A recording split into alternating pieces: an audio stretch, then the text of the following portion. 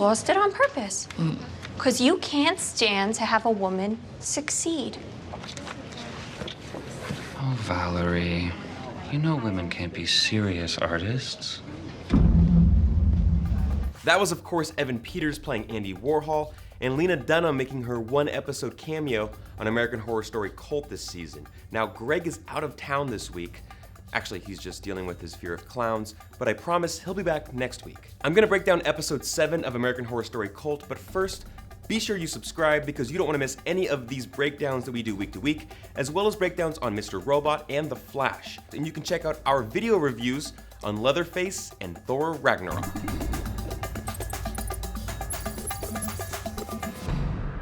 Now, episode 7 was a departure from anything we've seen this season because of the multiple timelines at play here. Also, because it was based on some real-life people. First, we got a little background on what happened between Andy Warhol and Valerie Solanas.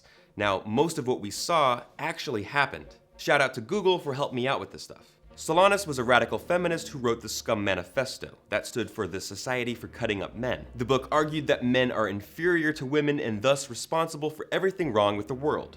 And Valerie actually met Warhol in 1967. She had a play that she wanted him to make, but it never happened. She pretty much blamed him for sabotaging the project. Eventually, this led to her shooting Warhol in 1968 at the factory, and yes, she missed twice before actually injuring him. Warhol, of course, survived, and she turned herself in and spent a few years in a mental institution before passing away years later. Ryan Murphy said that the goal of this episode was to explore female rage then and in the country now. And he pretty much succeeded. What's most frightening about this whole episode is that it tackles a social problem that is still very topical today. The Harvey Weinstein sexual assault scandal is an eerie reminder. Again, a filmmaker is abusing his vast power and position to prey on those below him.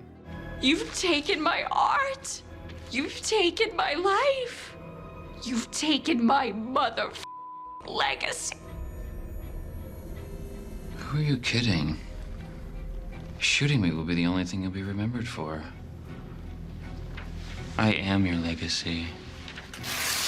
This line really stuck out to me because we heard something similar last episode about how cults are really a reaction by the patriarchy whenever women get too much power. Well, I'm not surprised. This is the kind of shit that happens whenever the patriarchy is threatened. Manson was a product of the 60s. Women's lib, the pill. Jim Jones, too. It's no coincidence that Koresh went up against Janet Reno. Valerie Solanas was fed up with the cult of Warhol and the patriarchy as well, and this led to her forming her own cult. So why include this in an episode of American Horror Story Cult? Well, obviously cult is in the title, and this cult is an obvious parallel to Kai's cult. Beverly is currently going through the exact emotions that Valerie did decades before. She's not too happy with what he's become. She thought this was a 50-50 venture, but it's clearly not. What happened to setting the world on fire? We agreed to equal power. That's not what this feels like. You need to trust me. Coincidentally, she runs into Bebe Babbitt, or maybe it's not a coincidence after all. Bebe is played by American Horror Story vet Frances Conroy, who was a devoted follower of Valerie Solanas. Babbitt calls Beverly on what she is, a puppet, and then she shares Valerie's story with Ivy, Winter, and Beverly. Now, if you're a big-time fan of American Horror Story, I know you definitely noticed another cameo here.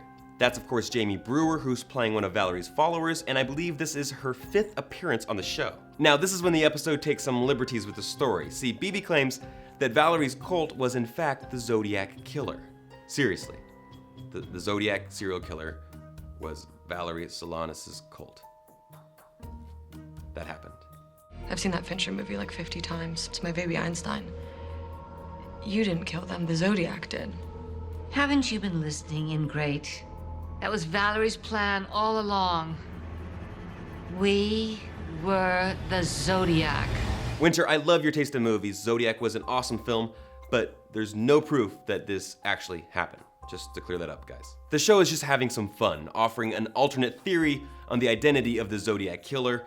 Let's not take it too serious. What is serious, though, is that Bebe's pep talk really fuels the women of the cult to strike back, and that's bad news for Harrison. We are scum! What the f*** happened to Ivy? We go 0 to 100 real quick. A few episodes ago, she was getting claustrophobic with a mask on. Now she's literally chopping people up into pieces. And even more surprising is the big reveal at the end of the episode, when Kai takes a few minutes away from his decomposing parents to invite a friend over to watch TV. Who's the friend? Of course it's Bibi. So all of this was just part of Kai's plan. Of course it was. So what was my favorite line from episode 7? Well, it's from Beverly, and it's when she first arrives at Kai's house and sees a bunch of new faces, all of which, by the way, were men. I'm Beverly motherfucking Hope, and you're gonna wanna get the hell out of my way. That's obviously the start of what fuels her this entire episode, and she's clearly fed up with Kai and not gonna put up with his shit. If I were Kai, I would watch out. Since Greg's not here, I'm gonna offer you guys another line that I enjoyed, and this one comes from Ivy. You were her husband, and you let her be manipulated. Oh, now you want to talk about protecting our wives? I just drove my wife crazy. I didn't get her killed. I guess there are levels to the insanity, but she can't really justify what she did to Allie. Yes, she didn't kill her, but she's driving her crazy and on the verge of putting her life in jeopardy, and taking her son from her. So Ivy, like, what are you doing? On to who won the episode? Well, I think it's of course Kai, as usual. This guy is the puppet master. During the entire episode, we really believe that his cult is turning on him and that he's at a disadvantage, and at the very end we find out that he literally was planning this the entire time, and that he's totally cool with it. They're at their best when they're angry. Don't you think? Aren't we all? Kai knows exactly how to recruit followers, to use them for his own advantage in political gain, but also how to push buttons. He knows who to agitate and how to agitate them. What about MLWB?